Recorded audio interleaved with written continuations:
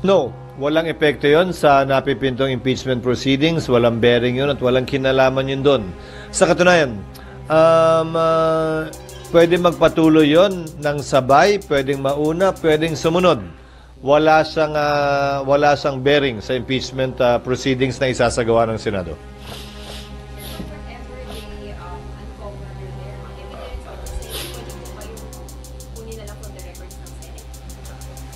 Kunin sa records ng Senate?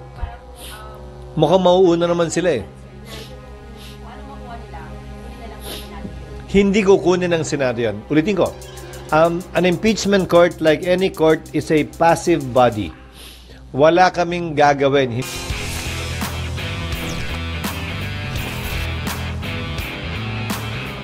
Dito parang investigasyon ng Senado na mag-iiso kami ng sabpina para sa mga ebidensya o testigo na magpunta. Trabaho yan ng magkabilang panig ng prosecution at ng defense. Kung sakasakali na hilingin yan sa korte o sa NBI, at trabaho din nilang ipresenta yan. Nasa kabilang panig ang tutulan yan at sa parte ng Senado, nasa trabaho naman namin, ay magdesisyon o magpasya kaugnay sa mga kahilingan tulad yan. But it can be done. It is possible. O, tamo, tapos na agad. Likan na, kain na tayo. Ay.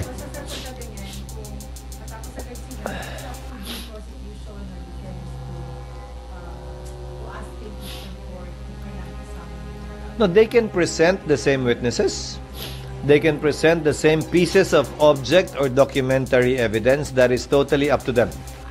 Karapatan naman ng kabilang panig kung sakasakali, kung may basis sila, natutulan niya ang presentasyon niya.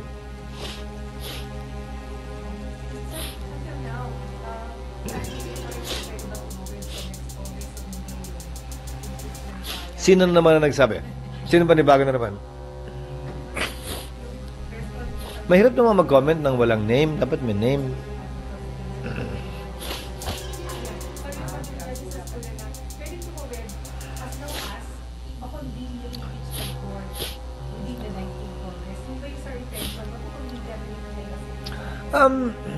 Teorya niya yon, pero sa tingin ko nga, meron ng jurisdiction ang Senado dyan sa kasong yan dahil tinanggap na namin eh.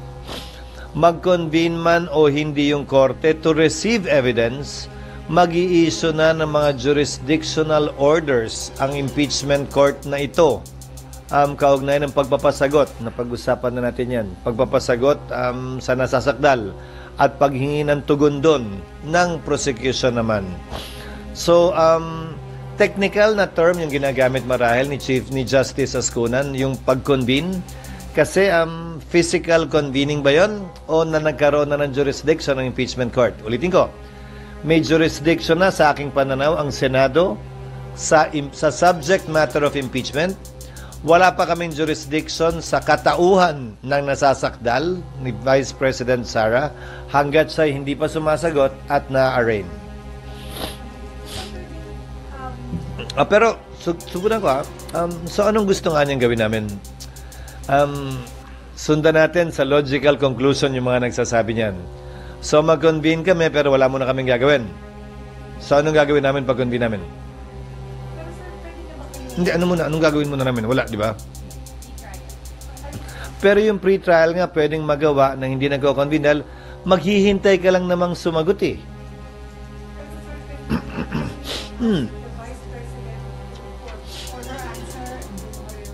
Yes, but these are all pre-trial matters. When you say without convening as an impeachment court, by analogy, let's use the current courts. Nando na kasi yung korte. So mag-i-issue siya ng mga order, yung judge, bago pa mag-trial. Hindi pa naman technically trial yung pag-issue ng summons eh. Hindi pa siya trial ah. So when you say trial shall forthwith, trial means reception of evidence. Wala pa tayong reception of evidence.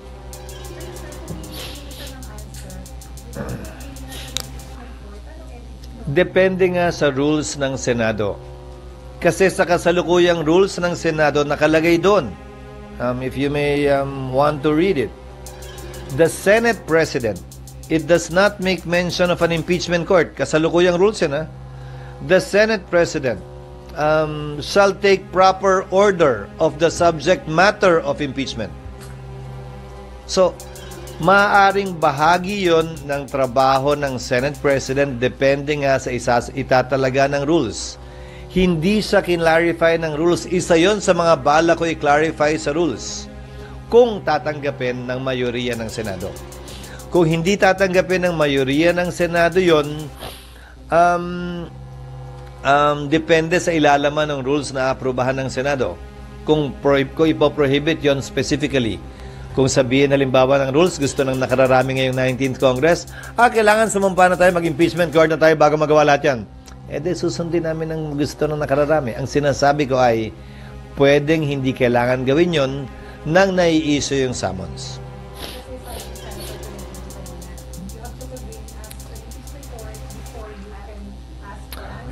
Well, opinion niya yon. So, ulitin ko, depende sa ilalaman ng rules.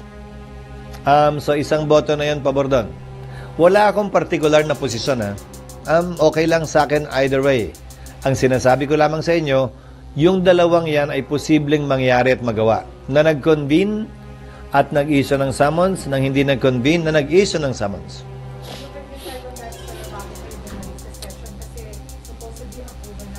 Papadala na namin, siyempre pagdedebatihan yun sa plenary. We are a body of record. Hindi naman pwede magdebate kami sa text. Hindi nyo alam kung saan galing yun, bakit nagkaganyan. So, ipapresenta namin yung draft at pagdedebatihan yun malamang sa floor.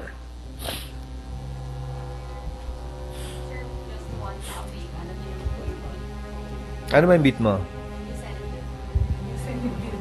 Sir, you mentioned na meron na pong final costing. Sir, malalabas na po ba yun? Inaasahan ko sasabihin niya ni Senator Cayetano soon, pag nakita natin siya. Hindi, wait lang. Galing ako doon kanina. First time kong pinuntahan. Natanggap ko ang briefing mula sa mga taga-DPWH at saka yung technical staff ng Senado. Inaasahan namin na mapafinalize nila lahat ng mga sagot sa tanong ninyo sa susunod na mga araw. Dahil tulad ng sinabi ko sa inyo, noong December lamang nagkaroon ng DAED. December 2024 lamang nagkaroon ng Detailed Architectural and Engineering Design. Doon lamang ika nga nagsaraduhan ng libro na ito gagawin natin, ha? Kung anumang pagbabago, klaro na yung procedure namin bago yung pahintulutan para wala ng further cause of delay. Kaugnay ng maximum amount, tulad ng sinabi namin, nasa mga 31 to 33, pero mukhang mapepeg nila sa 31 cap, hindi na pwedeng lumampas yun doon, baka bumaba pa. Yun ngayon ang hamon sa amin, mapababa pa yun. Kaya hindi pa namin mabigay yung sagot, kasi cap pa lamang ang pinagkasunduan. Hindi yung actual na amount kung sakasakali.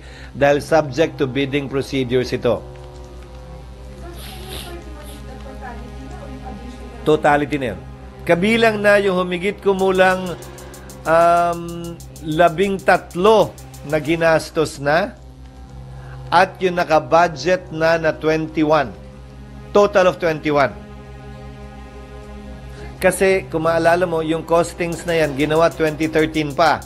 So, kailangan namin i-update yung costing at dahil nga walang DAED, hindi namin kung anong kasama doon. Hindi namin alam kung anong kasama doon. Ito, kasama na lahat. Sir, yung 31, kasama po yung land ba doon? Kasama na lahat yun. Kasama na lahat yun. Total na yun. Wala kaming tinago o tinanggal doon. Total na yun. Lahat na yun. Pati yung plenary. Sir, yung isa po kasi nag-i-issue doon, di ba, na parang inihanda siya for the federalism na magkakaroon ng mas maraming senador, kaya daw po ang laki-laki ng space, maliliit offices. Sir, Na-correct na namin yun. So, sir, ito, for 24 na lang talaga siya? Hindi 24, 28. Para hindi na lumipat yung magiging Senate President, walang babalik ang kwarto pag natanggal. Para hindi na lumipat yung majority leader, yung minority leader, at saka yung, di ba, pro tem. Hindi ka mukha ngayon, di ba, inaangkin na yung kwarto kahit di na sila, di ba? Or, babalik, lilipat. So it's 24 senators plus 4 officers of the Senate. the Senate President, the Majority Leader, the Minority Leader, and the Pro Tem. Di ba? Medyo pinag-isipan na? Aminin. Meron, buong 7th floor will be theirs. Magkakaroon na sila ng sarili nilang plenary hall, sariling committee rooms para hindi na sila nakikipag-agawan sa amin. Hindi, ang SET sa Supreme Court eh. Kasi kami yung sumusunod sa justices. Hindi sila yung nagpupunta sa amin. But we can give them an office space there, meaning yung secretariat. But the plenary hall of the SET, nasa Supreme Court yan usually. Di ba? Di ba? Medyo pinag-isipan na. Meron din yan. May mas malaking detention facility na rin. Ano pa? May bodega na rin para sa lahat ng tambak. Hindi pa nila fina-finalize kasi kailangan naming hiwalayin siyempre yung babae at lalaki. Pero I think we're looking at 4 rooms that can fit about 4 to 6. So mga 24 up to 24. Hindi naman, kwarto lang. It's a detention room. It's a detention room. We're still discussing parking kasi kulang pa rin yung parking. I think the total available parking is about 1,200. Pang staff, kulang pa yon. So, kailangan pa ng dagdag sa bisita. But there's still an available space for that. So, magagawa ng paraan easily. Ano lang po, first time niyo makita yung building kanina, Yes. what was your impression when you saw it? Does it look 31 million to you? Hindi pa kasi rough finish pa eh. Wala pa naman finishing eh. Remember, the 31 would include everything already. At wala akong magagawa na ron, inabutan ko na yon. At ayokong payagang matiwangwang yon. You're like constructing 4 buildings.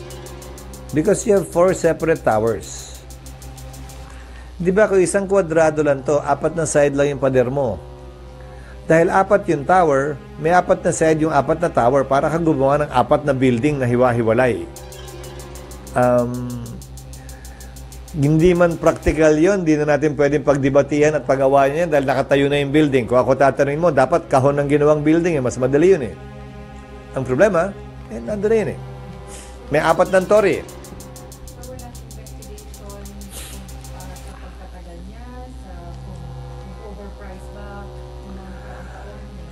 Para sa akin, wala namang kung may magrereklamo, doon namin naharapin yun. Pero para sa akin, hindi ko trabaho maghanap ng butas.